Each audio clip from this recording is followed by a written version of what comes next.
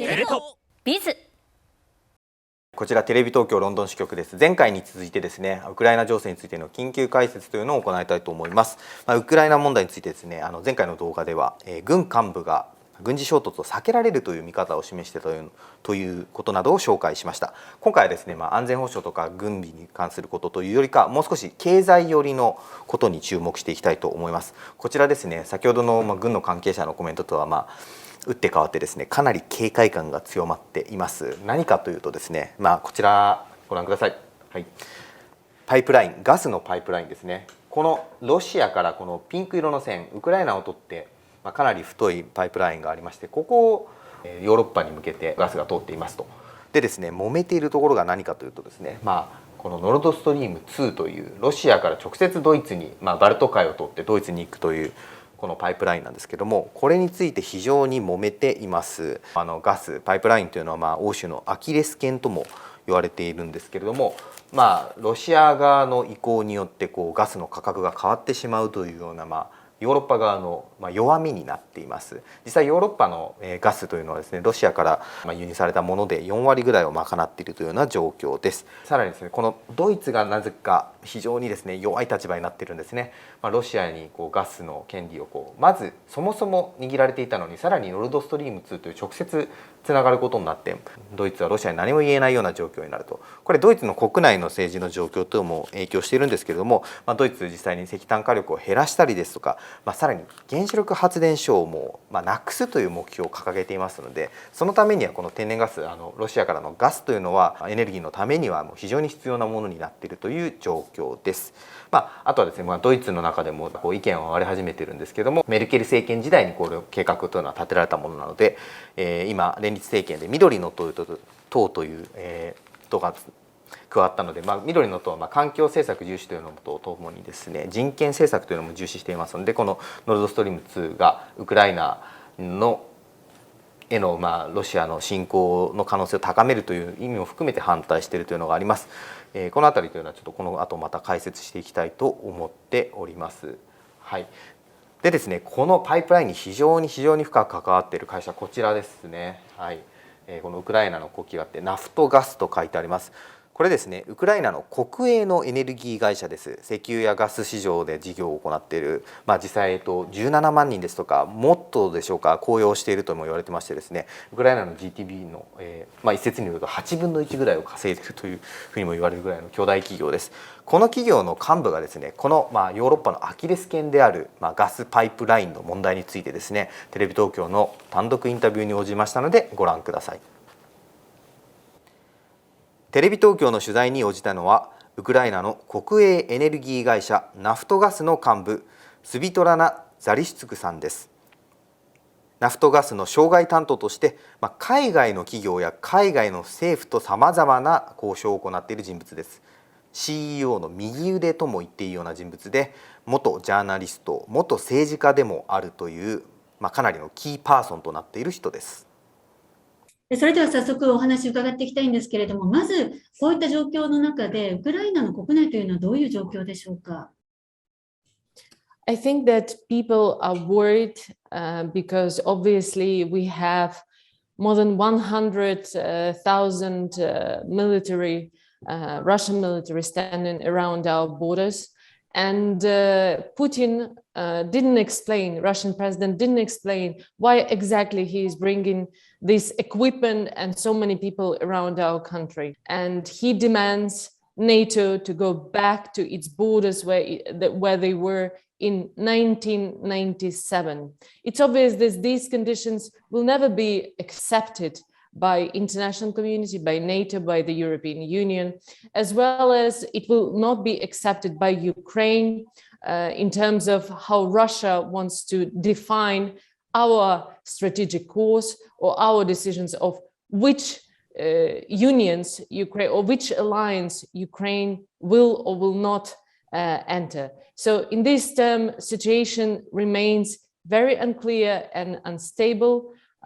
We hear that also international intelligence have some news or some data that Kremlin has prepared the scenario, military scenario, when even Kiev can be invaded and some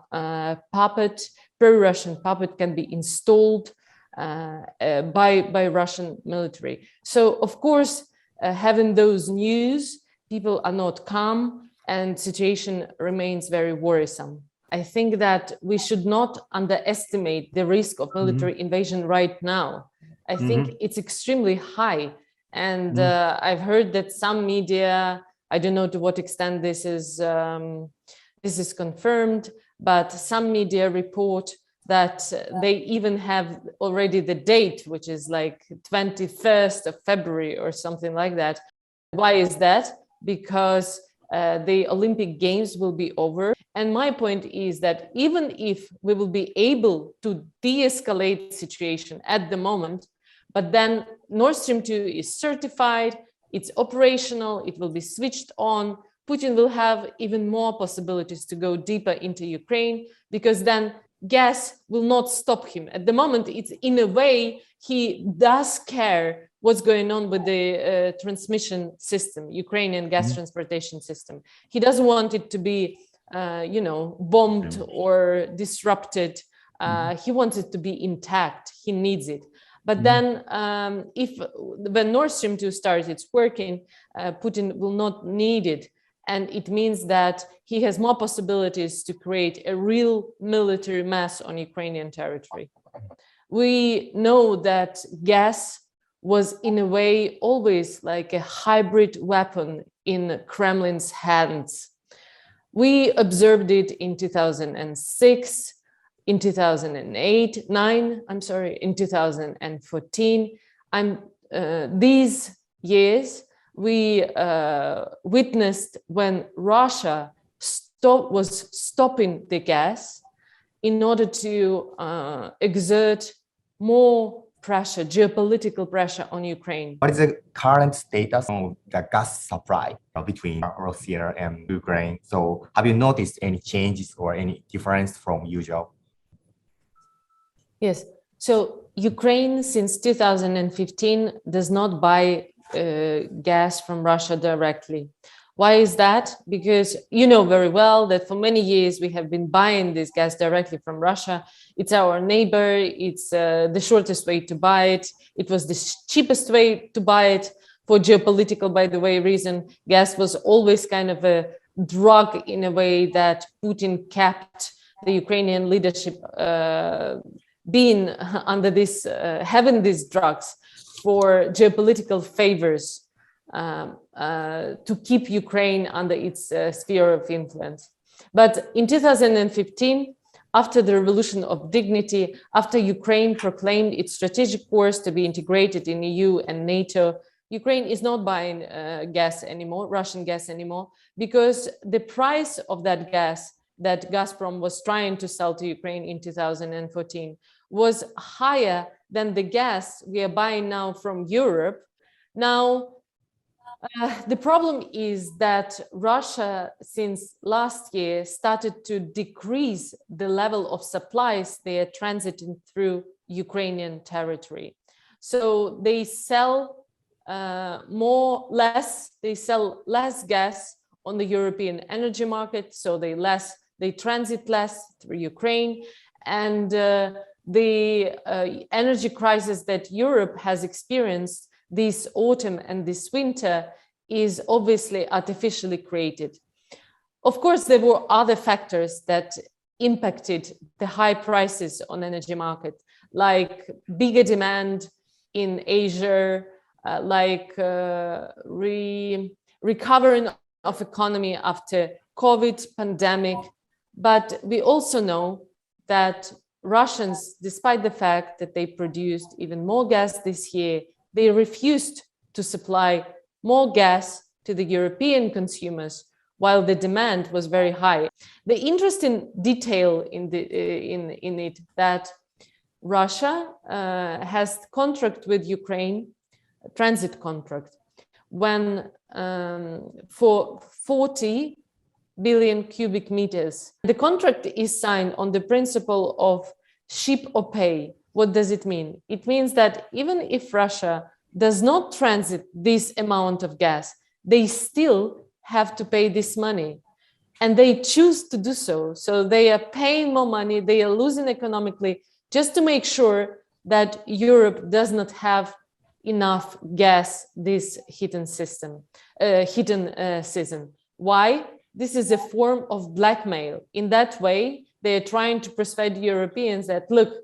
we're going to starve you on the energy front if you do not switch on the Nord Stream 2 pipeline.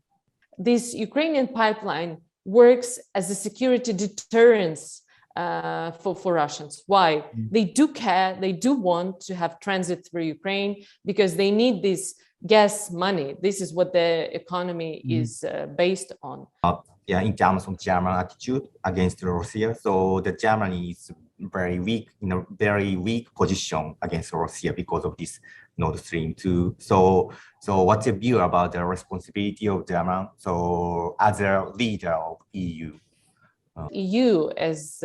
one of the Western leaders, has the whole responsibility to make sure that they impose these red lines for an aggressor, for an authoritarian leader, and to make sure that Putin understands that crossing these red lines, he will have to pay a very high price in order not to transit gas through Ukraine.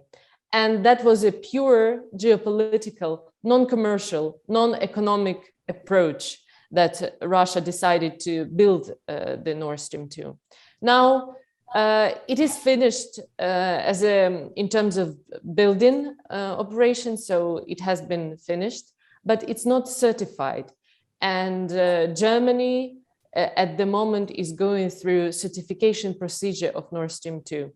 Ukraine insists that Nord Stream 2, first of all, does not meet European regulations. Kremlin will be able to use it as a leverage of pressure and use it as once again a geopolitical tool. If, let's say, at some point Putin doesn't like something in the behavior or in the decision making of the European Union, we now trying to persuade our international partners, our German partners, our European Union partners, and our American partners that Nord Stream 2 has to be stopped now. Okay. So the next question, so if the invasion starts, so this is just worst scenario, but so what will happen to the pipeline in Ukraine? Well, it is impossible to answer your question at the moment, but there are a number of considerations. First of all, the Russian economy is nourished, is stable because of these gas revenues. So at the moment, we don't expect that Russians will attack Ukrainian pipeline. But we do believe that as soon as Nord Stream 2 is operational and starts working, then Putin can attack Ukrainian pipeline.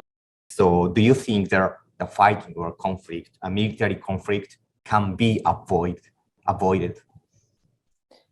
Yes, I believe that the military scenario can be avoided at the moment. And for that to happen, EU and Americans have to show Putin that the price for this invasion will be so high that his cost calculation will prevent him to go further. And I think these